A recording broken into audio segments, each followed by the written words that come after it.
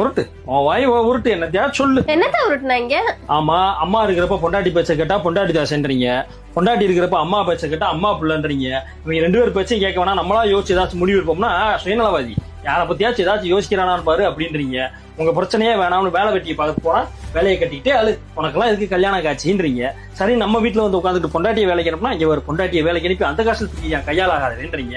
சரின்னு பொண்டாட்டியை வேலைக்கு போறான்னு வீட்டுல வச்சுக்கிட்டா இங்க பாரு அந்த பிள்ளை இஷ்டத்துக்கு இருக்க விடுறான்னா எப்படி குடும்பப்படுத்தினா பாரு குடும்பக்காரன் அப்படின்றீங்க. உங்க சங்காத்தமே வேணாம்னு குழந்தைய கொஞ்சலான்னு போனா கொஞ்சம் குழந்தையும் கெடுத்துருன்றீங்க.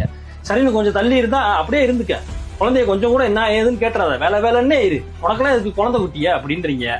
சரி, ஏதாச்சும் வாங்கி கொடுக்கலாம் அப்படின்னு வீட்டுக்கு ஏதாச்சும் வாங்கிட்டு வந்தா கையில காசு இருக்குன்னு எப்படி கரியா செலவு பண்றான்னு பாருன்றீங்க. சரி, எதுவுமே வாங்காம இருந்தா கஞ்ச பைய ஏதாச்சும் வீட்டுக்கு வாங்கி தரானான்னு பாருன்றீங்க. இந்த உலகத்துல ஆம்பளையா பிறந்துட்டு நாங்க படுற பாடு இருக்கேன்.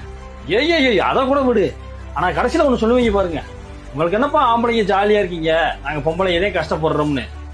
இப்ப கூட நான் உண்மையத்தையும் பேசுறேன், ஆனா கமெண்ட் செக்ஷன்ல வந்து என்ன சொல்லுவீங்க, மேற்சுவானிஸ்ட், எப்படி ஆம்பளைகளுக்கு சப்போர்ட் பண்ணி பேசுறேன் பாரு அப்படின்னு